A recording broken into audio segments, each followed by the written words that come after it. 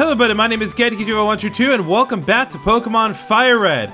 Last time we entered Celadon City. We got a new Pokemon in the form of Eevee, we got a handful of new TMs, and we evolved our Raitoshi into Raichu. This time, we're going to continue to explore Celadon City as there is still more stuff for us to do. I told you that our business is not going to finish with just one episode. I got my coughing in Cinnabar. It's usually nice, but it breathes poison when it's angry. Why does this little girl have a coughing of all things? Celadon takes pride in its efforts to keep the city beautiful. That's why the new game corner is bad for our city's image. Oh, trust me, we're going to be going all in the game corner today. I blew it all in the slots. I knew I should have cashed in my coins for prizes. So as you can see here, coins change for prizes, prize exchange. Over here, Rocket Game Corner, the playground for grown-ups. Yep, they can't explicitly say what it is, but trust me, we'll get to it. Oh, what am I to do? Someone stole our Sylph Scope. The thief came running this way, I'm sure of it. But I lost sight of him. Where'd he go? I wonder what happened with the Sylph Scope. We'll have to think about that for now. Before we go into the Rocket Game Corner, I want to go into these houses here. And I want to go into this restaurant, and specifically, I believe, talk to you. Go ahead, laugh. I'm flat out busted. No more slots for me. I'm going straight. Here, I won't be needing this anymore. You have received a coin case from the man. We're gonna need this very briefly, but let's talk about what else is here. Psst, there's a basement under the game corner, I hear. Alright, the secret basement under the game corner. The man at the table lost it all at the slots. Can I talk to you? My Pokemon are weak, so I often have to go to the drugstore. Okay, so we've already seen the drugstore in action. Hi! Sorry, but we're taking a break right now. Yep, anyone's excuse to not give children food. No, it's not that bad. What do you have to say, Mr. Rocket? What are you staring at? Get lost or I'll punch you. Well, that's not very nice. Oh. Hey guys. What's up? Chief! We just shipped 2,000 more Pokemon as slot prices again today. What? Okay. Don't touch the poster at the game corner. There's no secret switch behind it. Well, that makes me think there is one. The slot's just reeling the dough big time. Unless someone's enjoying this operation. I believe there's one more house for us to examine. I'm on vacation with my brother and boyfriend. Celadon is such a pretty city. Yippee, I'm on vacation. My sis brought me along. Awesome. Pokemon? No, this is a hotel for people. We're full up, unfortunately. Now, are you the boyfriend, I assume? Why? Why did she bring her brother? Ha, I know, man. Sucks when that happens. So, this is actually one of the things I really like about Celadon City, unlike a lot of the other towns where there doesn't really seem to be places for people to go when they come here. This is like a proper city. It has hotels, restaurants, stores, like proper businesses and infrastructure. Something that all towns kind of need in some capacity. And I really, really like that they took the time to make at least one city that functions like this. So now, let's go in here. Welcome to the Rocket Game Corner! There's all kinds of things to do here. Not really. So, this is a place where you can play slots for coins that you can then exchange for prizes, and we'll be going to that shortly. But, yeah, it should be said, this is straight up gambling. It's not actual legal gambling because, of course, this is not real money being applied. Not in the real world, anyway. But this is straight up a depiction of gambling. And as such, I believe this is one of the last instances of Pokemon depicting gambling like this. A lot of other cases where they do sell it on Game Corner, they will either just change them into arcade machines or they'll change them into other things that are not straight up gambling, but rather a test of skill to kind of make it more convincing that it is, in fact, not gambling. Because, of course, this is meant to be a game for children. Now, here is actually something kind of interesting. It's a Pokemon printer. You can put a print of your Pokemon on the back of your trainer card. It costs only $50. Would you like to try it? I'm not going to do this right now, as I would like to get my entire party that I want to use assembled, but it is something to keep in mind for later. Now, let's go up to the front counter and see what we can find. Welcome! You can exchange your coins for fabulous prizes next door. Well, you're useless. What about you? Welcome to the Rocket Game Corner. Do you need some game coins? Would you like to buy some? So you can either buy 50 coins for $1,000, or you can spend 10,000 to get 500 coins.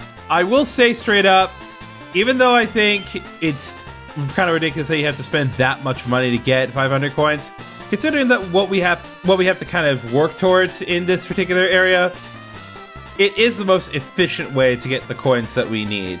But we'll be going over that briefly. For now, I want to, instead of buying all the coins, I want to show you where all of the secret coins are. Hey, you have better things to do, champ I'm making. Celadon City is Erica. She's a user grass-type Pokemon and one with nature. She might appear docile because of her flower arranging, but she's not one to be taken lightly. Even the gym guy is here gambling. Hey, what? You're throwing me off. Here's some coins, so shoo. Alright. There's 20 coins. What's up? Want some coins? Got another 20 coins from this guy. Games are scary. It's easy to get hooked. Well, they have to say games, because it's not gambling if we call it a game. Kid, do you want to play? Got some more coins. Okay, so upon closer inspection, for me to get the hidden coins that are available in the area, I believe that I do need to have a certain item that I just don't have available to me. So we'll have to keep this in mind for later, but at least I was able to get 50 free coins, so it's not like it's that big of a deal. Now, before we start actually literally gambling, let's talk about what we're actually trying to get our hands on. Because there are some things that are worth getting. Haha, I raked it in today. If only every day were like this. I sure do fancy that Porygon, but it's hard to win at slots. Alright, so this guy offers certain items in exchange for quantities of coins. So, for 800 coins, you can get a Smoke Ball, which is an item that when held by Pokemon, always allows it to escape from wild Pokemon battles. So if that's something that you really need, you can give it that. A Miracle Seed is a held item that you can give to a Pokemon that boosts the power of Grass-type moves, I think by like 20%. So if you raise a Grass-type Pokemon of any kind and want to get this, I would recommend it. Charcoal does the same thing for Fire. Mystic Water is the same thing for Water-type Pokemon. And the Yellow Flute snaps the Pokemon out of confusion when it's held. Though, unlike a lot of them, I do believe Yellow Flute may be dispensable. So, be careful with that. It's definitely not worth 1,600 coins. As for this guy... So, here, this is the thing that's messed up. So, you can buy Pokemon in the game corner. They just flat out sell Pokemon. And in case it wasn't obvious, Team Rocket is the one that is obtaining and distributing these Pokemon at the Celadon Game Corner. Now, most of these Pokemon we've been able to find. There are two of them here, specifically Dratini and Scyther, which we have not been able to obtain for a while. And although I would like to talk about them here and now, as this is technically the earliest opportunity for us to get them, I would prefer to talk about them another time for reasons that will be a little bit more apparent once we get to it. That said, however, there is one Pokemon that I would like to go over. Porygon. Now, going into Porygon as a Pokemon, it's a pretty unique Pokemon. It's a normal type with pretty okay stats. It's not capable of evolving into Porygon 2 until the post-game, of course. But it has very unique moves that make it stand out from every other Pokemon in the game. The first move that it learns is Conversion. This will change Porygon's typeset to one of its own moves. So, for example, if Porygon, say, knew Thunderbolt, Conversion would change Porygon into an Electric type, not only giving it all the benefits of an Electric type in terms of resistances, but that would also guarantee that Porygon's Thunderbolt would get the same type attack bonus and allow it to deal the optimal amount of damage with Thunderbolt. But then it also learns Conversion 2, which changes Porygon into a type that is resistant to its opponent. This can be great defensively if you're trying to deal with a Pokemon that has a lot of offensive capabilities, especially since Porygon as a normal type would normally not be able to resist anything. So use Conversion 2 and it can definitely catch the opponent off guard. It also learns Recycle, which can regenerate items that have been consumed, things like berries or other such items. But again, it's a case by case as to whether or not you'd want to use something like that. And it also gets a move called Recover. I believe that we've seen Recover once in the case of Misty's Starmie. So it is useful, but even though it has really unique moves that can definitely make it an interesting Pokemon to fight, as far as its stats are concerned, Porygon's stats are relatively average.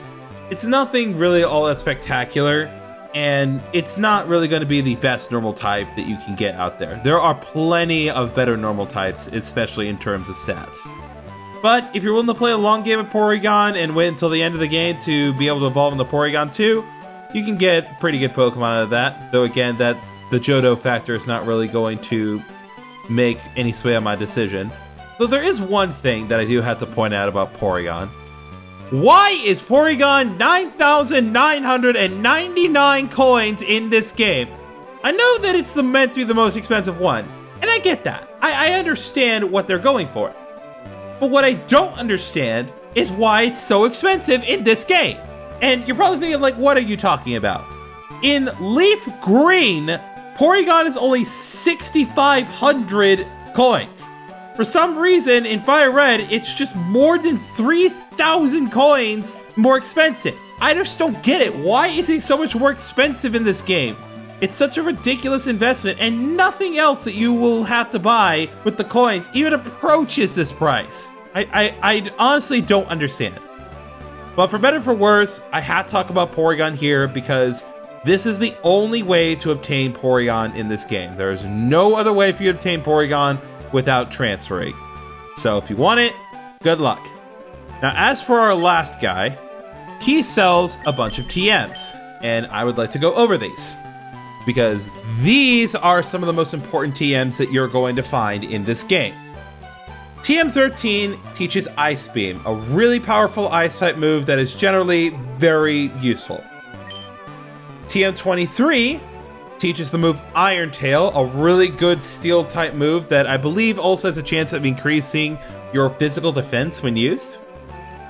TM24, Thunderbolt. Finally, we can get the Thunderbolt TM, even though we have to do it through less than legal means.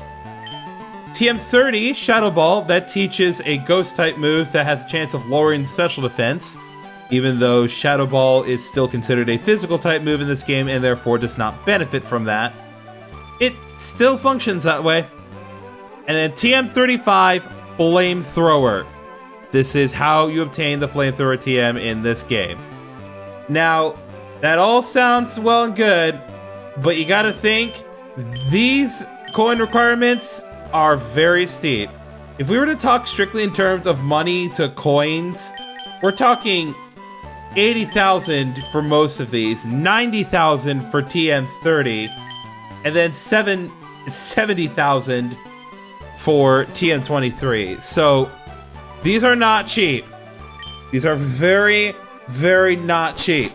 Now, as far as using the actual machines are concerned, there is no perfect way to go about this, though I have read up on some specific things that I would like to try. So what you want to do is you enter the specific area and you want to wager the maximum amount.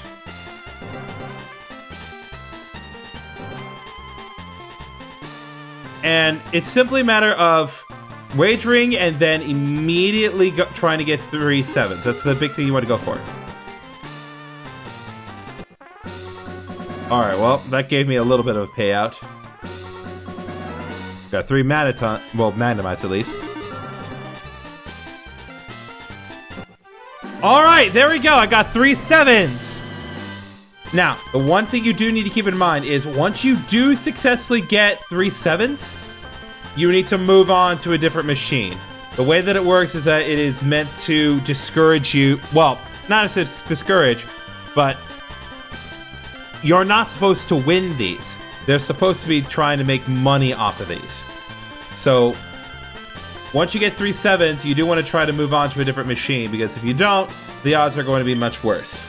So with that said, I'm going to spend just a couple minutes here just trying to see what I can get for myself.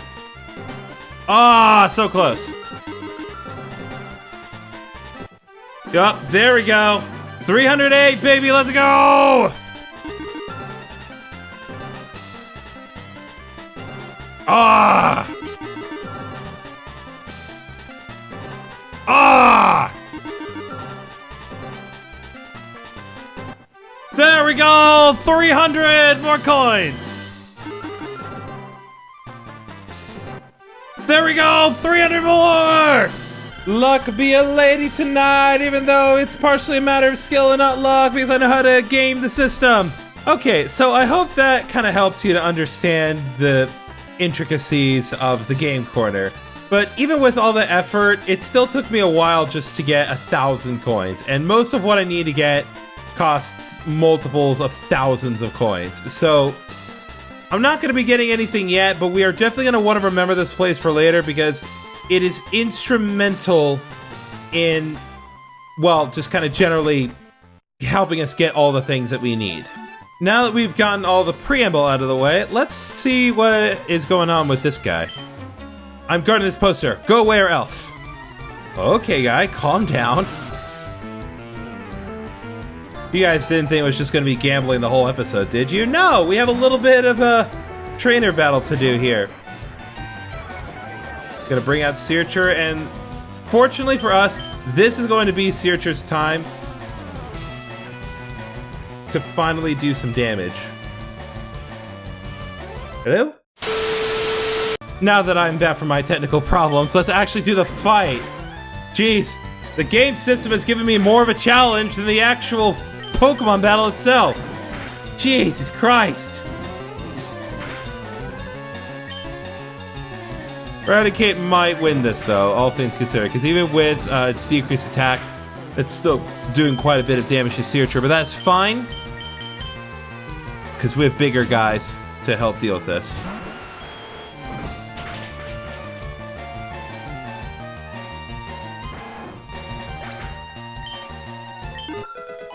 Alright, Searcher go to level 21. Excellent.